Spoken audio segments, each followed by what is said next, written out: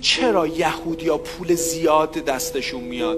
اولین اصل، یهودیا وارد کسب و کارهایی میشن که انقضا نداره. یعنی شما یهودی میوه فروش نمیشناسی. یهودیا تو چه بازارهایی هستن؟ طلا، ملک، دلار، عتیقه، فرش، پارچه. چرا؟ چون هیچ کدومش انقضا، اتفاقا وقتی بمونه هم ارزشمندتر میشود. دو، براشون پول مهم نیست، دارایی مهمه. میگه من اگر امسال 1 کیلو طلا دارم، سال بعد باید بشه 1 کیلو 200 گرم. اینها دنبال جمع کردن دارایی هن.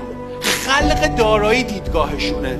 اصلا براشون پول مهم نیست، تعداد دارایی مهمه. 3، بسیار شفافیت دارن. برید با یه وکیل صحبت کنید، بگید ببخشید شما تا حالا شکایت از یهودی داشتید؟ بگن یه یهودی پول ما رو خورده. نه میذارن کسی پولشون رو بخوره، نه پول کسی رو میخورن. و مورد بعدی، صبر زیاد. بسیار آدمای صبوری هستن تو معامله. یعنی میشینن دنبال مال شکاری، دنبال یک معامله خوب. یه تفکری دارن، میگن فروش مهم نیست، خرید مهمه. میگن باید خوب بخری، حالا خوبم میشه فروش.